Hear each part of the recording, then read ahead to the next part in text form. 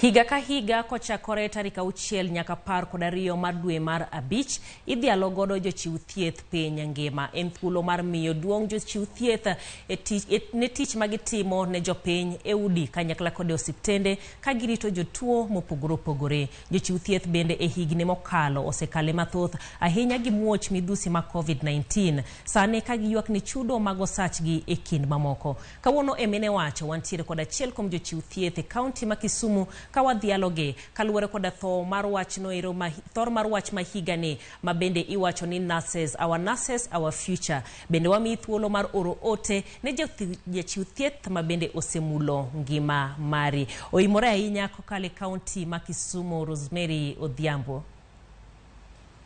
Oimore. Erokamano ahinya, in kaka jachiw thieth mokwongo inyalo mana leronwa ni to itiyo kanye to ang'o gini ma bende itimo nikech nurses bende gintiere koda tije mopogore opogore e osiptende. Okay, and Rosemary atiyo Nyando sub county kaka nursing officer. Nursing officer en jachiw thieth. Atiyo sana kakonyo joma mile e yor nyuol, rito nyithindo, kendo atiyo e yor community kwa geng'o tuoche. Wakonyo jogo matuo kata mohinyore korure gi tuoche mamoko. To be ei community wa make sure ni jogo matuo giyudo thieth e sama kare, mabe wadendo gi dho ngere ni primary health care. Rosemary, awinjo kamoro kanyero kuma bende kiwacho ni bende ikonyo joma mine ma konyore. Thothne kochopo e wachno to ntiere kaka osekwedwa ahinya kata osesewu ahinya kiwacho ni ugera ahinya gi joma mine makoro mine oluoro mar chopo osiptal.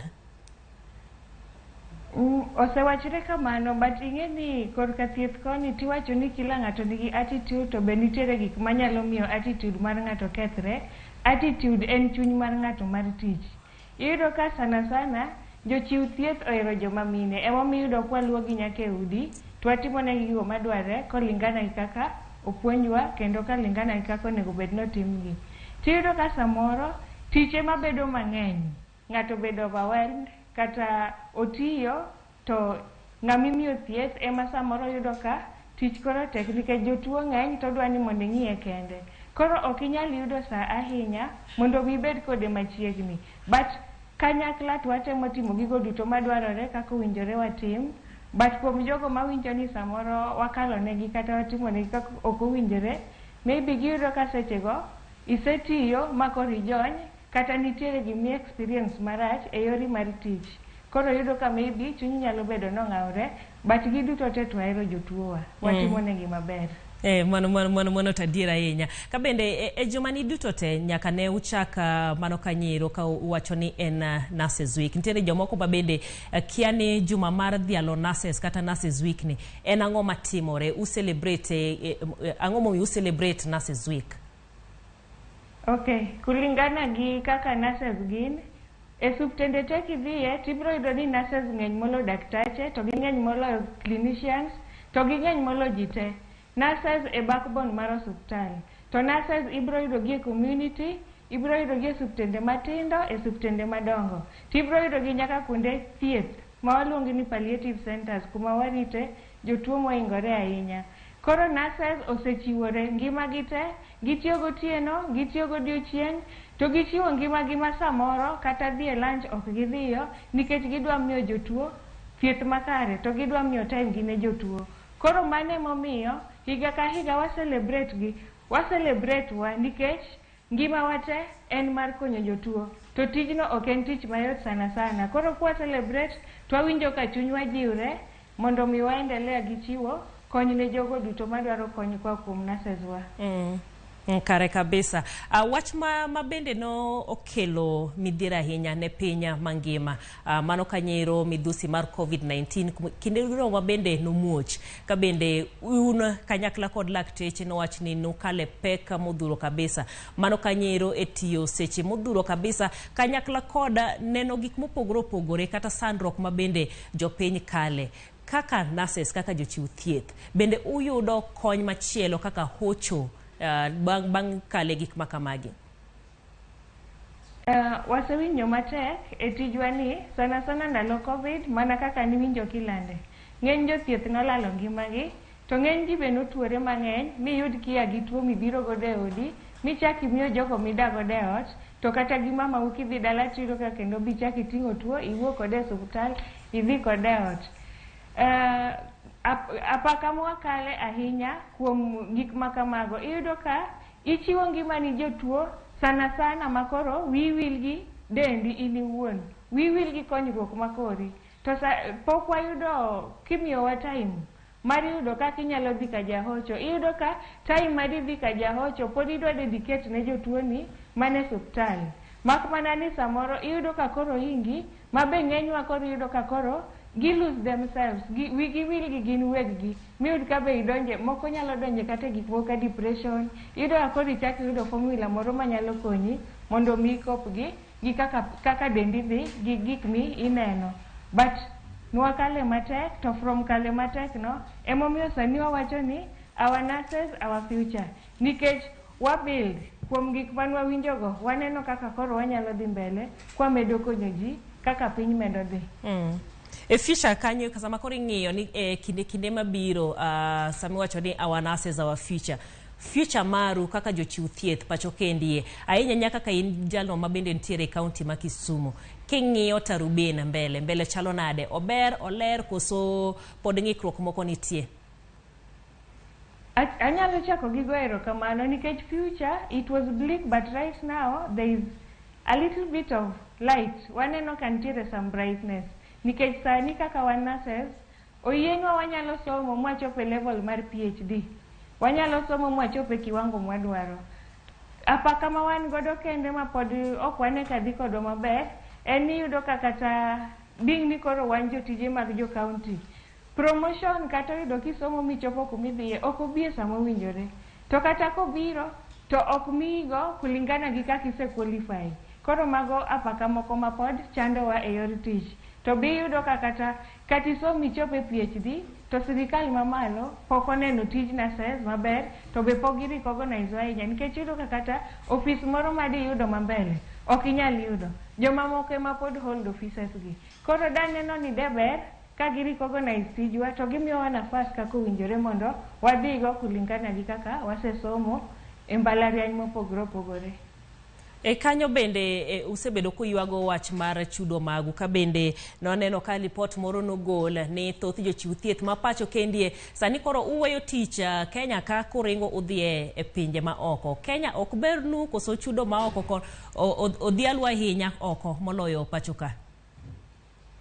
Osewachore mang'eny ineno ka garama mar Kenya osedhi mbele gik moko bechgi omedore ute omedi dak gi kaka ng'ato nyalo konyre osedhi mbele mang'eny tiyudo ka wan salary wa ok medwa kulingana gi kaka economy medo dhi. Koro iyudo ka stagnate salary ni inyalo budhe job group achiel kata kuom higni 10 kata inyalo bede job group achiel kuom higni 15 to sama idhi school kata ni mondo mi promotion ng'ato dhi mondo otere mbele eka mondo samo mi promotion ti expect ni obiro gi package moro manyalo konyi. Koro aparo ni jogo matiyo oko ng'enygi kata gitiyo hours mang'eny but yudo ka yuto ber kendo giloso gikgi ka giduogo dala to gidak maber. Koro ng'eny ji neno ni kar mondo itine pesa matin mok nyal konyi kata chulo school fees samoro bo biro moleo. Koro ng'enywa ringo oko mondo giyud kaka ginyalo konyre nikech chudo ma oko to ber kolingana gi makoni. E tich maru mapile ka pile Rosemary ang'enu kalo kata ntiere jotuo kidienje mopogore opogore in kaka nursing officer intiere nyando kanyo ero ang'o ma bende inyalo nyiso jotuo ma bende chopo jogo ma bende biro mondo giyud thieth ma bende nyalo konyi ka gi bende konyogi mondo giyud thieth makare? Gima ng'eyo ni e Kisumu County gima wasekete pachwa kendo wamedo timo en gimiluongo ni primary health care. Our aim kendo gima wadwaro ni mondo timre maber mogik en ni kila ng'ato oyud thieth kumo nyalo bedo e osuptal machiegni kode to kendo dhi e sama owinjore. Sama jatuo timo kamano tiyudo ka chia mar tuo dok piny kendo inyalo kony tuo moro madhi medre inyalo kony chon. Koro gin be giwegi ema ginyalo konyo sana sani Kisumu County kwayo ni mondo ji o register NHIF nikech sami register NHIF to bire suptal bedo mayot. Sami bire suptal to kinyal koso yath. Sami register inyalo access thieth kumoro amora midhiye. To koro mano mi ibedo gi chir inyalo dhi e suptal sama owinjore, but sama ionge kaka inyalo konyri, ionge kad to ionge pesa kaka we piny koro tek sani ni. Ng'eny ji bedo e udi gi tuoche to sami rado kode tirado kode kochopo e kiwango makoro kaka ikonye onge kata tuo osedhi kode ahinya. Owache gimoro kaka cancer. Wan gi stage 1, stage 2, stage 3. Kiyude chon tinyalo konye. To sama ng'ato luor biro e suptal, ni obiro biro bang'e koyudo pesa kata kouso gire moro, tiyudo kinyalo chopo ka koro tuo osedhi ahinya. Koro an anyalo mana kwayo ni dhi osuptal mana kaka sirikal temo ni primary health care. Wadwa ni mondo jatuo ong'e ni en responsibility mare. Gimoro amora mineno kuomi chopo e suptal sama owinjore tibiro konyi mapiyo, tibiro ori kumonego konyi sama piyo. Erokamano ahinya Rosemary. Aneno moko kuom ote mabende donjonwa kendi. Wacho ni maendi Ken Msafi ka nitiere Yenga Ulore, wacho ni nitiere Lokta ka ineno makare to ipenjo wendo ni sama gichiwo thieth kamano en ber mane magiyudo kata rach mane mabende gifese e tichgi, to ere kaka gi overcome challenges go at large. Okay, sama wachiwo thieth to challenges to wakale challenges mang'eny nikech jatuo nyalo biro ka en gi depression to ai fail ne sama donjo. Onyalo ng'isi weche ma ok owinjore, but nikech tijni nwasetiegore maber, mwaseng'eyo kaka handle ng'ato ka ng'ato. Sami donjo kaka idonjo waneni kaka ibiro. Koro ing'e maber ni jatuo ni obiro dwaro kama. Samoro to chunywa hinyre, yes, but nikech wawacho ga ni we value our patient to wamiyogi the best. Wabro handle jatuo maber, to kata koro kihinyri ahinya, to inye mako ibet abeta piny and then you compose yourself. Inyalo kata wuoyo gi nyawadu moro mondo konyi paro kata okwe chunyi, lakini kuom jatuo to poko ok wanyal timo negi marach, but kalo twakale matek samoro. Yudo kata ka ng'ato ne en jatuo ma wiye rach, obaye gi gimoro, ok inyal goye kata in nikech ing'e maber ni otime out of kokia. Koro mano jatuo, koro wan be watrite mana kaka jatuo. Wamiye the best to wan be wang'iyo kaka wanyalo protect ourselves. Erokamano ahinya. Neno ka sawa bende dhi ka gima rumo. Jochiw Onyango matiyo Dhialo dispensary wacho ni go erokamano. Intiere Dhialo tigo erokamano ne Jochiw Onyango matiyo Dhialo dispensary. Iwacho ni nokonyi ka apiko nohinyo tiendi, bende iwacho ni mondo omed daktache duto teko mar chwalo tijegi. Rosemary, kakoro watieko wachni mogik ne jochiw thieth ma pacho kendi kanyakla kod jogo mabende uchwalo negi tijegi. Katieko to adwa mana ni mondo I wish all jotijwa duto mwachiwo godo thieth Happy Nurses Week. Wamor kodwa ahinya kuom tich ma utiyo. Wamed mana tiyo matek nikech ang'e ni mbele ka ok rach. Sirikal biro neno tichwa.